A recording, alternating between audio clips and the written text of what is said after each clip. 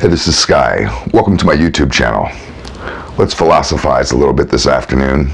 I'm in the office, taking care of some business. I was reading an article about utopia and where this fantasy of utopia would go if you played it out, I guess, as a thought experiment. The person writing the article had the point of view that utopias start off as liberal fantasies, and then they end up conservative compounds trying to fight off change. That's the natural progression for any utopia. I thought it was interesting. I never really thought of it that way.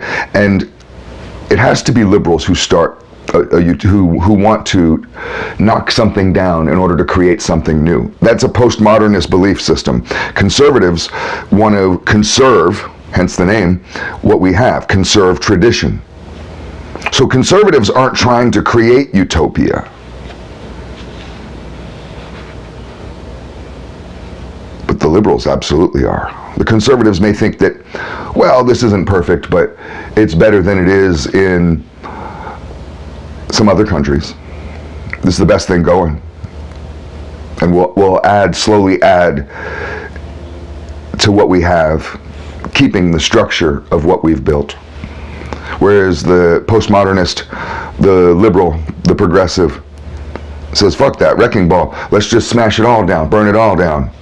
Little fingers in the air as we watch it burn. And play our drum circle and dance and watch it all burn. And we'll create the perfect society because we're so smart now. We're so evolved now. We can figure it out. Nobody else has done it before in the history. We don't have a model to go on, but we're pretty sure we can do it. This is, I guess, the idea. And then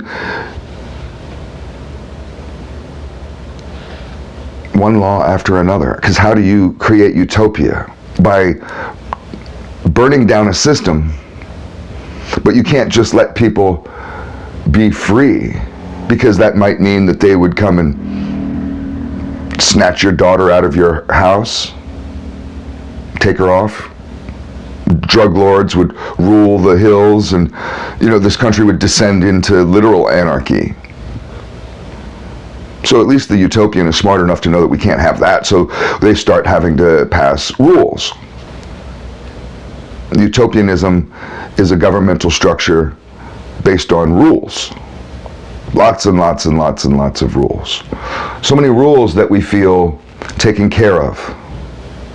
Isn't that the ultimate goal of utopia, is to feel taken care of? And sure, there's a lot of rules, and sure, they take most of your money out of your paycheck, but at least we're taken care of. We're safe. We have doctors that help us for free. We don't have to suffer. You can paint this picture of what it would look like, and we've seen it in sci-fi movies or in different movies.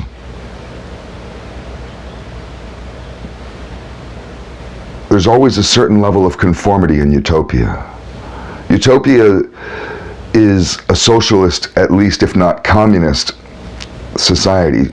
Utopias are not democracies, they're dictatorships. Because you can't get there to that level of perfect happiness without dominating all the bad apples and all the crazy people, all the stupid people that don't understand it. Because what would the other choice be? To just go biblical and, floods, just kill everybody off on the planet, except for a few that are lucky enough to get to a mountaintop? Maybe this is the reason why rich people, want to colonize Mars. Maybe this is the reason why people like Bill Gates are buying up farms all over the world and putting seeds into that. I don't know if you've researched it. It's been there for more than 20 years. It's up in the Arctic somewhere, and they have warehouses in the Arctic that are full of billions and billions and billions of seeds. Preparing for what? for a collapse? Maybe the conspiracy theories of liberalism being a death cult, maybe that's true. I don't know. But nonetheless, in order to create a utopia, you have to rule the fuck out of people or get rid of a bunch of people. It's easier to rule them, I think, in the long run, more cost effective. That's the side of utopia they don't show us in the movies. When you're watching that Disney movie or that sci-fi movie, and they have that futuristic utopia, everybody's dressed weird and mostly the same. Nobody seems to own any property, and everybody lives in these little tiny cubicles, and everybody's happy for some reason. But they don't show you the ghetto, the poor neighborhood.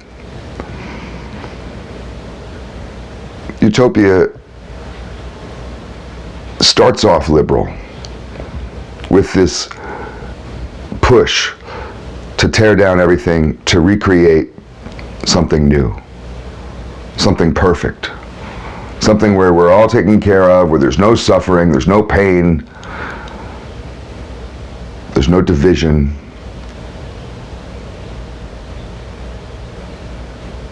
There's no judgment, there's no criticism,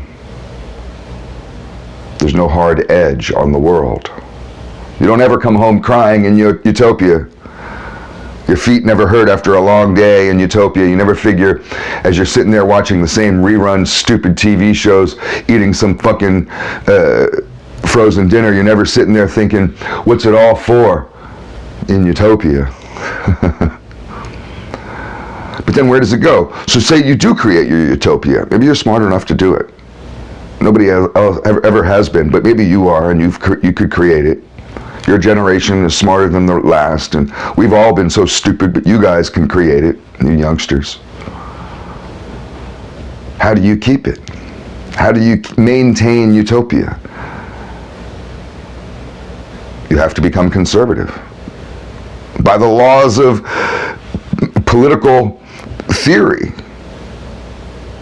just simply in order to conserve, to hold up traditional values, you have your utopia. You created it somehow, by the grace of God. You're so smart. And then you have to figure out how to maintain it and how to keep that going. Should utopias crumble after the first year, and then you just have to keep creating new utopias every other year? You have to rebuild and reformulate new constitutions and new governments. No, you want to create a utopia and then have that last forever. That's the idea. I mean, correct me if I'm wrong. So then how do you do that? How do a bunch of liberals whose value system is to tear down and to get rid of the past, to not honor, to dishonor tradition? What came before us isn't worth honoring. It's stupid. That's postmodernism 101. How do they maintain utopia? They can't. They'll all have to become conservatives. And then what they've really done is created a conservative society out of a liberal fantasy. You see how it goes in this weird loop? And how utopias don't actually exist and can't? Just the idea of it can exist. You can fight for it, and you can try to create it. But as soon as you do, you have to figure out how to maintain it, and then you become that of which you despise. A terrible conservative, somebody who is hell-bent on tradition. Because you're sitting there just like people are sitting here right now saying, well, what's so wrong with this?